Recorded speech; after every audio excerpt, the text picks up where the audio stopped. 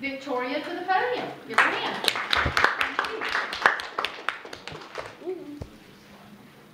Many people ask, is dance really a sport? Now, to know if dance is really a sport, first you need to know the actual definition of the sport. According to the Sparlex Dictionary, the word sport is defined as a physical activity that is governed by a set of rules or customs and often engaged in competitively. Now, dance covers all of these qualifications because there is lots of rules that go with dance and many people compete in it, so it is a sport. Now, I'm not talking about all types of dance in this because I'm not educated in every single type of dance, but I'm talking about competitive dance and college level dance teams. Dance is an art form as well as a sport, which makes it that more difficult to do. The reasons dance is a sport is the athletics, the competition, and the similarity to other actual sports. Now, to be a dancer, you have to be in amazing shape, and this involves many strenuous physical activities. Now, I'm on the dance team here, and I move in 3 weeks early every summer for preseason.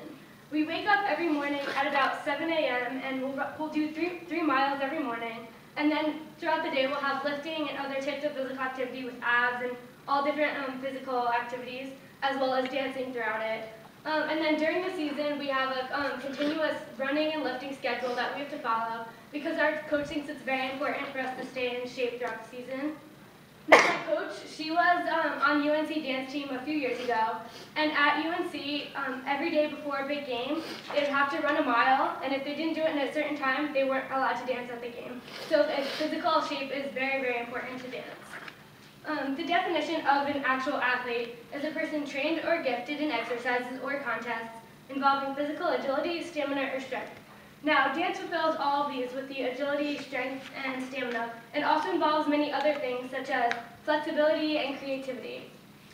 Now, daily training is involved with dance, and this is repetition of exercises in order to keep muscle memory and execute the movements perfectly.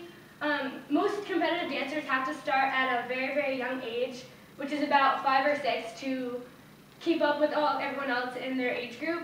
The physical demands placed on the body, health, diet, and self-discipline are very, very great. The careers of athletes are threatened by injury, and this is the same for dance. Statistics show that 80% of dancers incur at least one injury a year that affects their ability to perform, compared to a 20% injury rate for rugby or football players. So the injury rate is very high based on the physical demands. A career in either of these professions is likely to begin at a young age and end by the time they are 40 based on the physical demands. Now, there's also a lot of competition that goes into dance. At a young age, talented dancers start competitions where they travel all around the country competing in different competitions every weekend.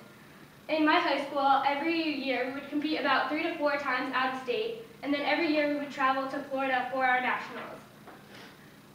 You get judged based on difficulty, placement and control, and technique, and other things such as choreography and creativity. There's also competition in this teams for the solo part and who will be in front, and this prepares you for future auditions later in life because you have to know a projection and you will not always be front and center every single time you dance. And if you try really hard, there's a reward in a particular role in a company or a big first place trophy. However, there's also a negative side of the competition in dance. The thing is, parents and children will do almost anything to win. If any of you have ever seen the show Dance Moms, you'll see that parents and children will sometimes do negative things to other children just to win. They travel all around the country and basically don't have a childhood because some of them are homeschooled just so they can have more hours at the dance studio. One time when I was younger, I was at a competition and I actually saw one girl steal another pair of someone's shoes just because they were threatened by losing to them. Many people don't really think of dance as a competitive sport, but in reality, there's a lot of competition that goes to it. Also, dance is very similar to other Olympic sports. Figure skating and gymnastics are 2 Olympic events that have very similarities to dance, and they require the same physical, mental, and emotional discipline. There's a right and a wrong way to dance, similar to gymnastics, and even if there's a very high difficulty level in what you're doing, points can be taken off if your toes aren't pointed or your knees aren't straight and stuff like that. People can argue that dance isn't a sport because they wear glamorous activities and the choreography, it makes it harder to be judged on. But in reality, if any of you have ever watched ice skating, they were very similar clothing choices and rhinestones everywhere, so it's very similar in that. And also the choreography can be the same, and that can also easily be judged based on certain criteria. There are other Olympic sports that don't necessarily take the same physical ability as dance, such as curling or bobsledding, and it can easily be argued that professional dancers have more skills and more of a physical ability to complete dance. Ice skating and gymnastics are Olympic sports, and they require similar abilities, so dance should also be considered a sport. In conclusion, dance should be considered a sport based on the athletic aspect, the competitive side, and the similarities to other sports. Being a dancer my entire life, it bothers me when people say that dance is not a real sport when they really are not knowledgeable about everything that goes into it. Competitive dancers train their entire lives and spend countless hours in the studio training to be a better dancer. Camila Jesse once said, "The trained dancer must not only have grace and elegance, but also the leap of an Olympic hurdler, the balance of a tightrope walker, and have panther-like strength and agility."